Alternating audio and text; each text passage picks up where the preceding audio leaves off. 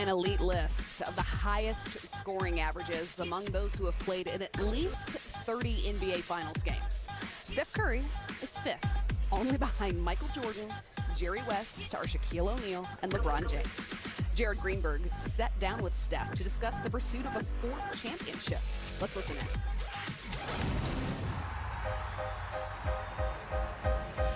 Steph Curry, this is the greatest shooter our game has seen.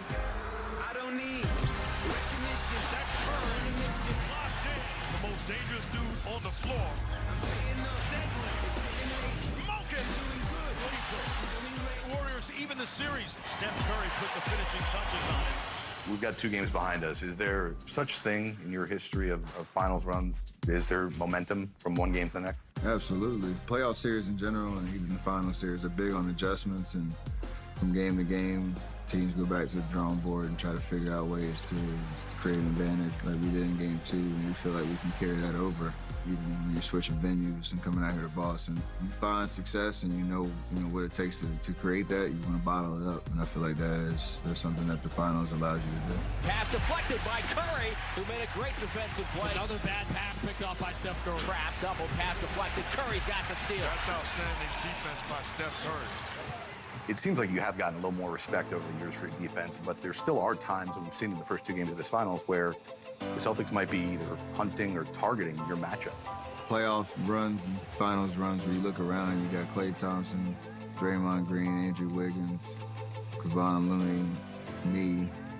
It'd probably be smart to go at me. So I take the challenge and take the responsibility. I got 4 guys around me that are amazing defenders, and we have a great team concept and game plan. So you don't want to have any weak links. I just know it impacts winning. And for me, like, it's been cool to go through all these experiences and continue to get better on that side of the floor. Because it's not something that I was gifted with like I was shooting basketball. There's a new NBA champion. The Raptors, the 2019 NBA champs. I remember after you lost to Toronto, Draymond sat up there and laughed and said, the dynasty's on pause but not over. Like, what has gone through your mind the last 2 years to get you back to here? Klay was ACL, injury, KD with his Achilles, and then ended up leaving. I broke my hand. So we're forced to reset. You're forced to pause and kind of regroup. We were trying to reclaim our status as that team that you have to go through to get to the finals out of the West with a brand new group of guys.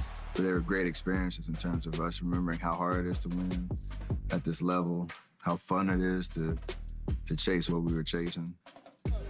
And that carried over into this year. So you appreciate all the special moments and appreciate the opportunity that we have right now, but those 2 years have made us not take anything for granted in terms of how special it is what we're doing. Curry for 3. Got it. Curry shoots it on the go. Big shot, good. Curry tucked in. A colossal 3. A lot of noise about Steph Curry not winning finals MVP yet.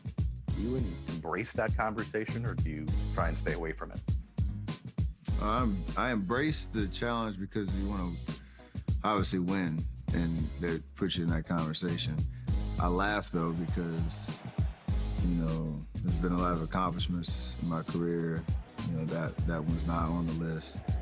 We don't win those championships unless I do my job at a high level. I don't have those 3 rings unless I do my job. So the fact that we're in this finals and chasing 3 more wins, that's motivation in and of itself. And the fact that we're back here is a testament to that mission.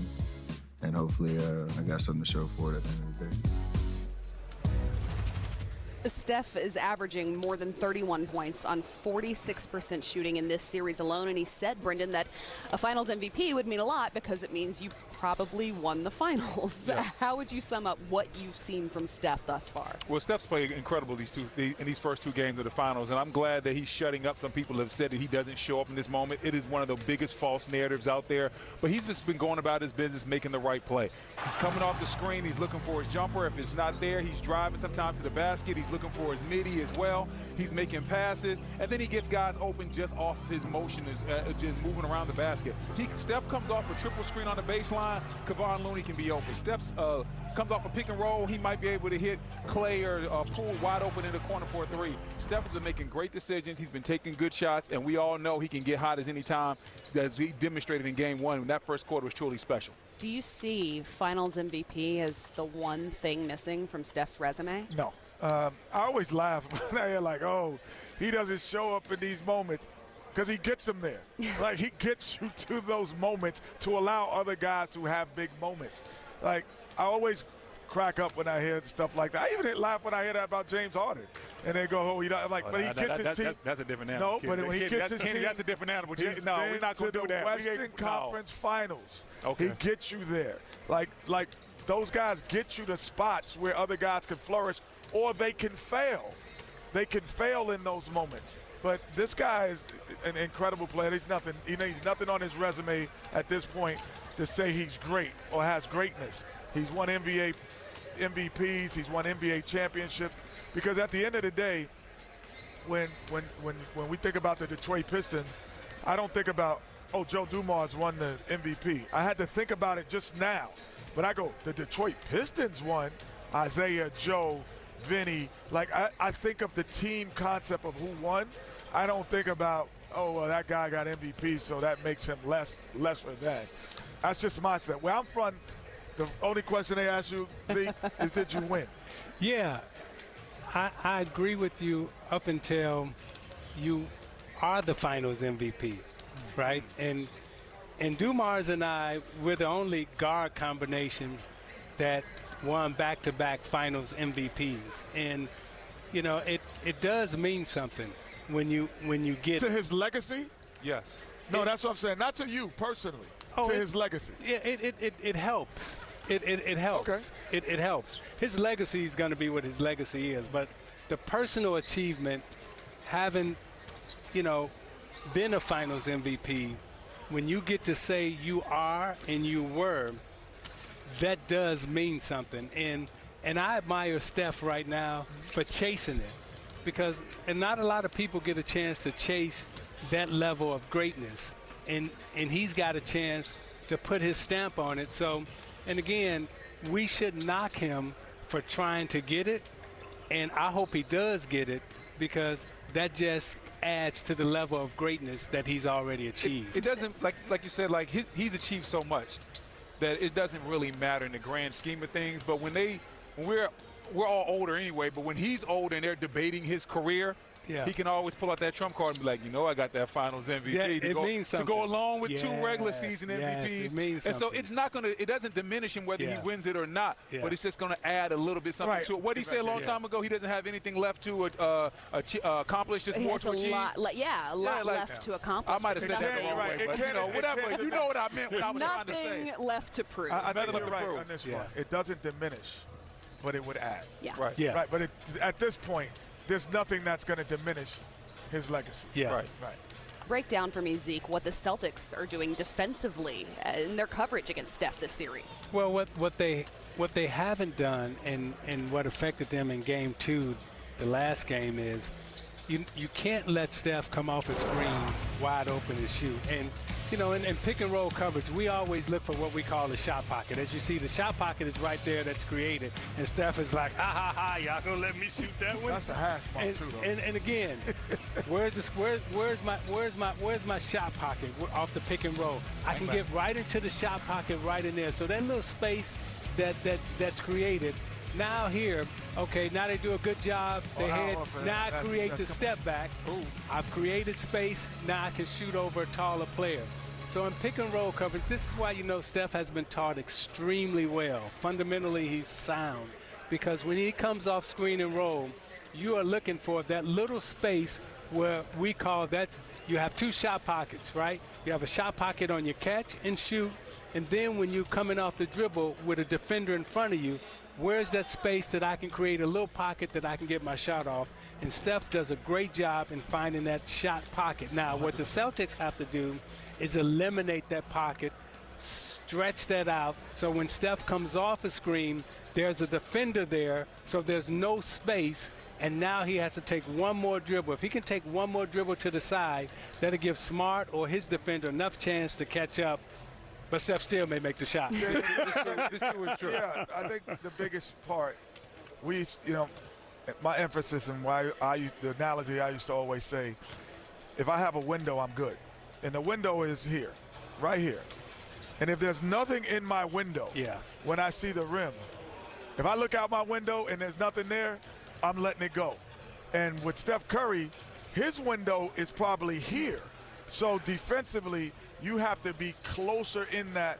So when he opens up curtains and looks out the window, you're like, no, there's hands all in there. Yeah. And that's what didn't happen last game. His teammate, Draymond Green, is now 4th on the list of personal fouls in the finals over the last 4 decades. But why y'all got Rodman up there in the Piston uniform? Put him in the Bulls uniform with all them fouls. Come on, man. See how they do it. They got to push that narrative. Oh, this is a career. I was going to put a no, but wasn't in the finals with the Pistons, though. Was he a Piston when he got those 100? Well, he went to, what, 6 of them, 8 of them? Okay, all right. See, I was going to put a positive spin on this, how you all would describe Draymond's impact both mentally and emotionally on his team and on his opponents. Well, go ahead. Well, mentally and emotionally, Game 2, he had an impact. And in playing in the NBA Finals, you need those guys who will push it to the edge, who allow the other players to come to the edge, right?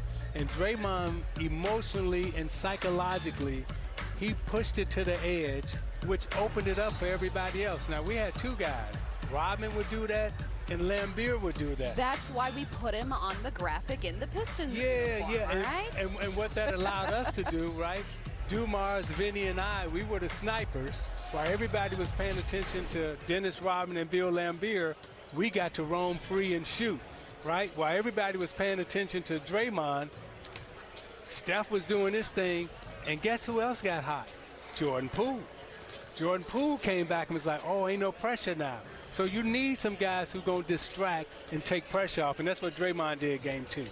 You can't have a whole team full of choir boys. Now, you can't have 4 or 5 disruptors, but you can have 1 or 2 guys that are willing to step out there, cross that line at times, get a little physical, take a hard foul, get up in guys' faces. And to Zeke's point, some guys may back down, some guys may look away, and then some guys just trying to come back at you might be distracted. Whatever it is, Draymond brings that to the court. But the most important thing that I thought he brought to the court in Game 2 was his defensive intensity from the jump. We just showed the play where he was tussling with Al Horford over the ball. That was the first play.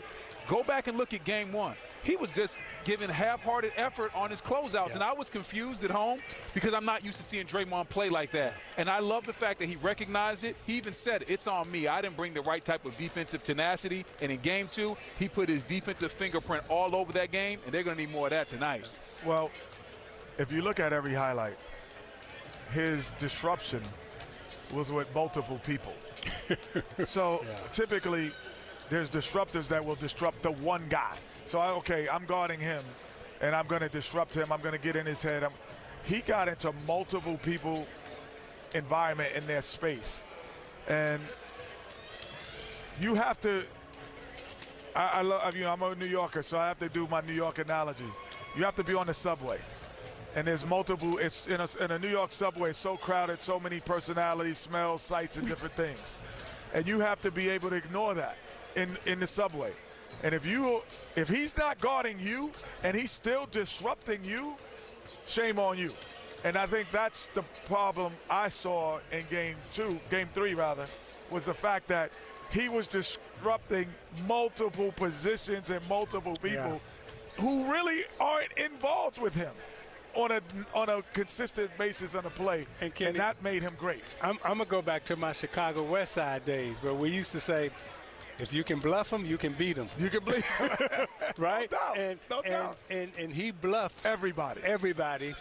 Consequently, they beat him. Yeah. I mean, you saw Marcus Smart in there. You saw Jason Tatum. You saw Brown. You saw Al Horford. How many guys are he going to get in a confrontation and he's going to disrupt? You can't allow that to happen to you. Game 3 will be played on